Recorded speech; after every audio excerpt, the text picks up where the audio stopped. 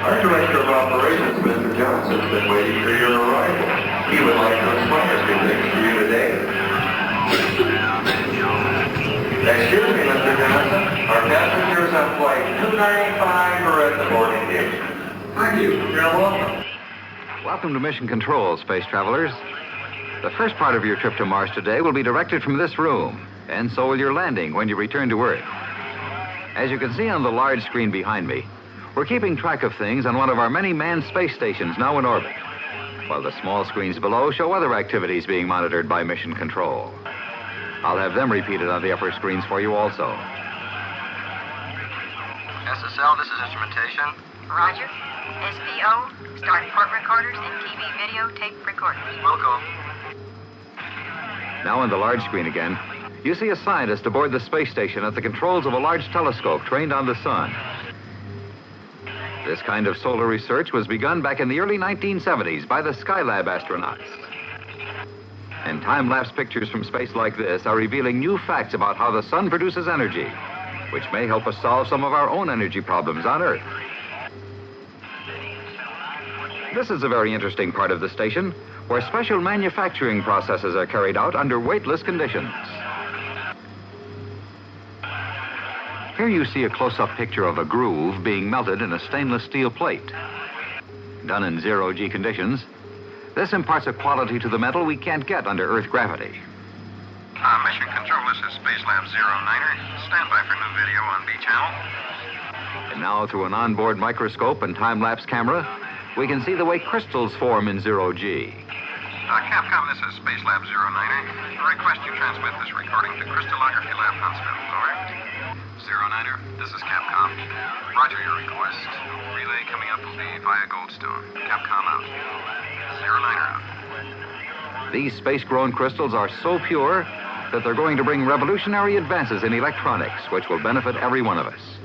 In fact, they're so... Attention. Clear all channels for possible emergency re-entry. Oh, no, not again. Stand by. Video signal coming in on all channels. Just as I thought. Somehow, this silly bird trips the emergency system every time he comes in. And I think he knows the laugh's on us. Excuse me, Mr. Johnson. I wonder if you'd do me a favor and explain zero gravity to our passengers. I think they would enjoy it. Of course, just a moment. Patch us into Skylab Video Net, please. Roger, Mission Control. Now, there you see how easy it is to get from one place to another. You simply float through the air. That takes some getting used to. But zero-G has other advantages, too. Like this, for example. One man can easily handle heavy pieces of scientific equipment that he couldn't even move under normal gravity. Astronauts quickly adapt to zero-G, but over extended periods, regular exercise is absolutely vital. Here are some off-duty crew members working out in the station gymnasium. This is JSC Medical. MX leads are now being monitored on Channel 27. For this exercise period, all ECGs normal. Heart rate, 120 plus. It's fun, but it isn't always as easy as it looks, as you can see.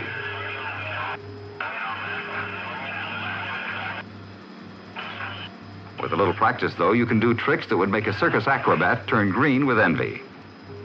All personnel switch to channel number 2 for status check. Core communication status is go. Global network status is go. Instrumentation. Instrumentation, go. Propulsion. Disneyland Flight 295 to Mars is now ready for boarding at gate number 3. Go. SPO. Go. Now on the large monitor, you can see your spacecraft waiting on the launch pad. Countdown is in progress and all systems are go. Have a good flight.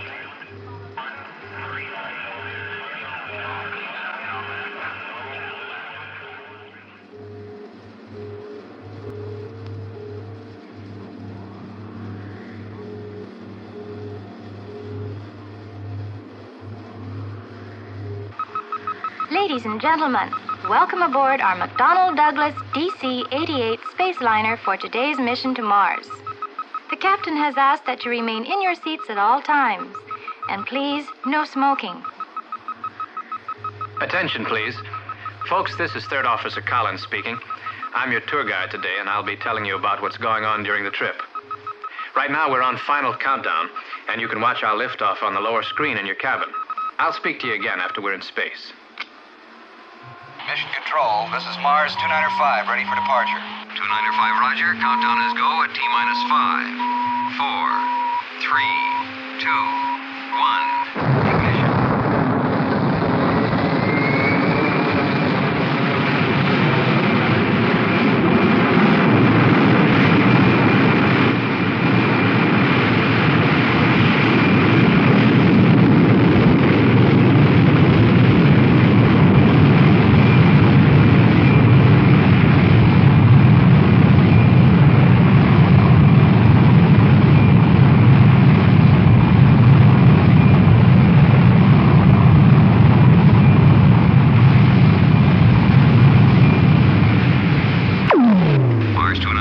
Autocontrol is terminated.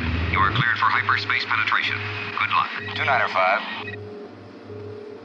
Ladies and gentlemen, we've just dropped our booster engines, and in a moment we'll make what we call a hyperspace jump, the new method of space travel which enables us to cover enormous distances in seconds. On the side screens, our ship's computer has drawn a diagram of our solar system, and we'll tip it over and move in closer so you can see where we're going. You'll notice that the orbital velocity of the planets is exaggerated, but as we approach the inner planets, you can see that they move at the proper relative speeds. Earth and Mars are anywhere from 35 million to 240 million miles apart at times, which used to make a trip to Mars pretty tricky. For example, spaceships had to follow a curved path for about 8 months to intercept Mars when it reached a certain spot.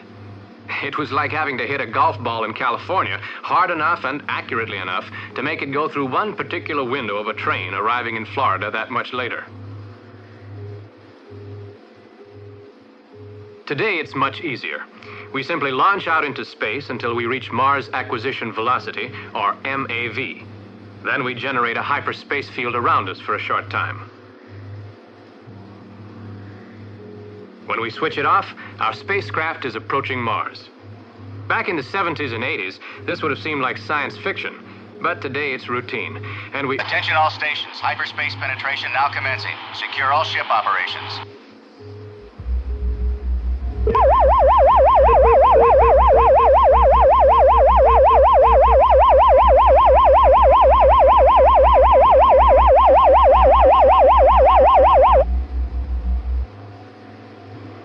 All stations, we are now in normal space mode. Resume all operations. Well, folks, folks, a hyperspace jump is always interesting, to say the least. But we're back in the real universe again, and on the upper screen you can see Mars as it actually appears close up. The dark markings were once thought to be vegetation, but they're actually just large areas where rocky surface material has been swept clear of topsoil by high winds. Mars does have a very thin atmosphere, but it contains no oxygen. There's no liquid water at all, and temperatures are far below zero over most of the planet. Attention all stations, outer lock is now open. Stand by to launch camera drones.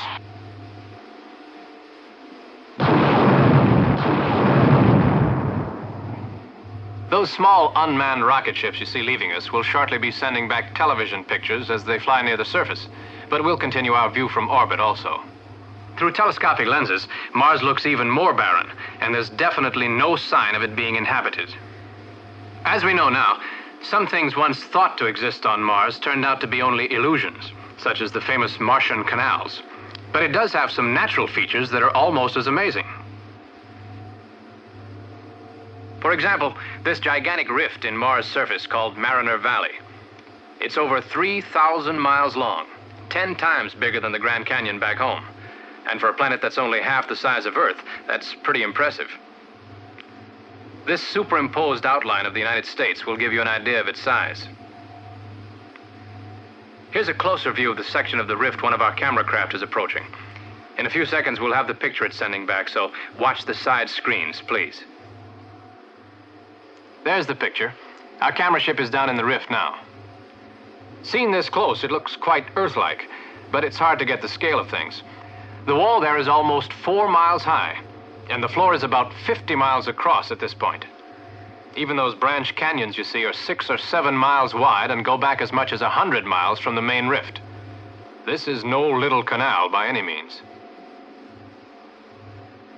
On the upper screen, we're switching to what is literally the high point of Mars, Olympus Mons, the biggest volcano in the whole universe, as far as we know now. It's 370 miles wide at the base and over 75,000 feet high at the top. 2.5 times more than Mount Everest, the highest point on Earth. Now on the side screens is the picture from our other ship as it approaches the top of the cone. In just a moment, it'll drop down into the caldera, and you can see how big it really is.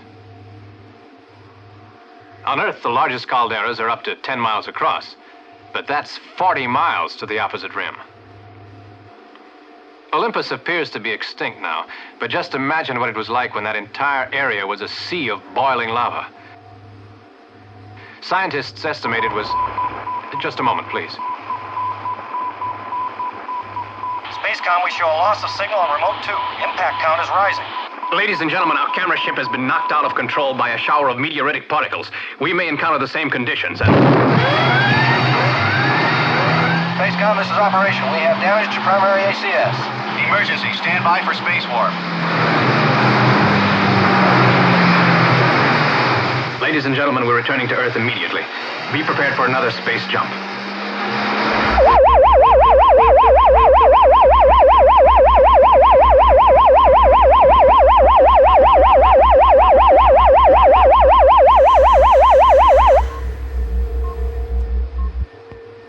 Mission Control, this is Mars 295.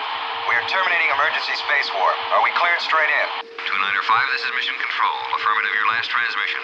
You are priority 1 for descent. Auto control is locked on, and we are counting to retrofire. 295. Ladies and gentlemen, as you can see, we'll be on the ground soon. Everything's all right now, but that was a close call. Actually, the chances are 1,000,000 to 1 against meeting another emergency like that, so please fly with us another time. There's a lot more to see on Mars. Now, please stand by for touchdown.